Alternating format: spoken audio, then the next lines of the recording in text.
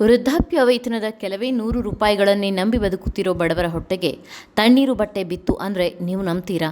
S, Bidar ಜಿಲ್ಲೆಯಲ್ಲಿ ಈಗ ಅಂಥದ್ದೇ ಒಂದು ಶಾಕಿಂಗ್ ವಿಚಾರ ಹೊರಬಿದ್ದಿದೆ. ವೃದ್ಧಾಪ್ಯ ವೇತನ, ವಿಧವಾ ವೇತನ, ವಿಕಲಚೇತನರ ವೇತನ ಅಂತ ಸರ್ಕಾರದ ಪಿಂಚಣಿಯನ್ನೇ ನೆಚ್ಚಿಕೊಂಡಿದ್ದ ಬರೋಬ್ಬರಿ 82,000ಕ್ಕೂ ಹೆಚ್ಚು ಜನರ ಪೆನ್ಷನ್ಗೆ ಸರ್ಕಾರಿ ಅಧಿಕಾರಿಗಳು ಒಂದೇ ಏಟಿಗೆ ಸ್ಥಗಿತ ಮಾಡಿದ್ದಾರೆ. ಇದರಿಂದ ಸಾವಿರಾರು ಬಡ ಕುಟುಂಬಗಳು ಈಗ ಕಂಗಾಲಾಗಿದೆ. ಅಷ್ಟಕ್ಕೂ ಅಲ್ಲಿ ಆಗಿದ್ದೇನು ಅಂದರೆ, ಜಿಲ್ಲಾದ್ಯಂತ ಸುಮಾರು 1,18,000 ಪಿಂಚಣಿದಾರರನ್ನು ಸಂದೇಹಾಸ್ಪದ ಫಲಾನುಭವಿಗಳು ಅಂತ ಗುರುತಿಸಿ ಚೆಕಿಂಗ್ ನಡೆಸಲಾಗಿತ್ತು. ಅದರಲ್ಲಿ ಸುಮಾರು 96,000 ಕೇಸ್ಗಳನ್ನು ವೆರಿಫೈ ಮಾಡಿದಾಗ ಕೇವಲ 14,000 ಜನರಷ್ಟೇ ಎಲಿಜಿಬಲ್ ಅಂತ ಮುಂದುವರಿಸಲಾಗಿದೆ. ಇನ್ನುಳಿದ ಬರೋಬ್ಬರಿ 82,812 ಜನರ ಪಿಂಚಣಿಯನ್ನು ಸ್ಟಾಪ್ ಮಾಡಲಾಗಿದೆ ಎನ್ನುವ ವಿಚಾರ ತಿಳಿದು ಬರ್ತಾ ಇದೆ.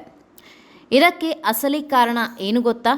ಸುಮಾರು 65,000ಕ್ಕೂ ಹೆಚ್ಚು ಜನ ಡಾಕ್ಯುಮೆಂಟ್ಸ್ ಕೊಟ್ಟಿಲ್ಲವಂತೆ. 6,000ಕ್ಕೂ ಹೆಚ್ಚು ಜನ ಕೊಟ್ಟಿರೋ ಅಡ್ರೆಸ್ನಲ್ಲಿ ಸಿಗ್ತಿಲ್ವಂತೆ.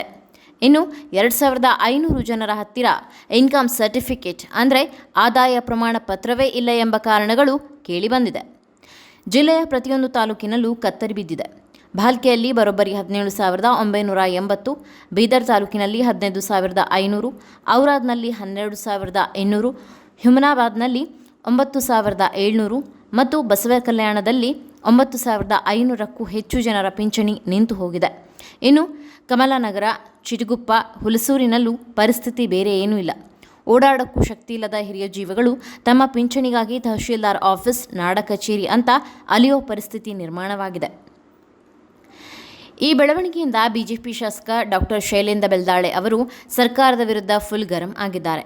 ಸರ್ಕಾರ ಜಾರಿಗೆ ತಂದಿರೋ ವಾರ್ಷಿಕ 32,000 ರೂಪಾಯಿ ಆದಾಯ ಪ್ರಮಾಣ ಪತ್ರ ಕಡ್ಡಾಯ ಅನ್ನೋ ನಿಯಮವೇ ಈ ಎಲ್ಲ ಗೊಂದಲಕ್ಕೆ ಮೂಲ ಕಾರಣ.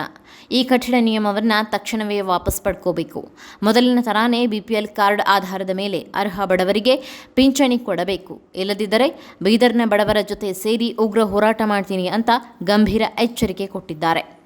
ನಿಯಮಗಳ ಹೆಸರಿನಲ್ಲಿ ನಿಜವಾದ ಅರ್ಹ ಬಡವರಿಗೆ ಅನ್ಯಾಯ ಆಗಬಾರದು ಅನ್ನೋದೇ ಎಲ್ಲರ ಆಶಯ. ಈ ಬಗ್ಗೆ ನೀವೇನಂತೀರಾ? ನಿಮ್ಮ ಮನೆಯಲ್ಲೂ ಯಾರಿಗಾದರೂ ಪಿಂಚಣಿ ನಿಂತು ಹೋಗಿದ್ಯಾ? ಕಮೆಂಟ್ ಮಾಡಿ ತಿಳಿಸಿ.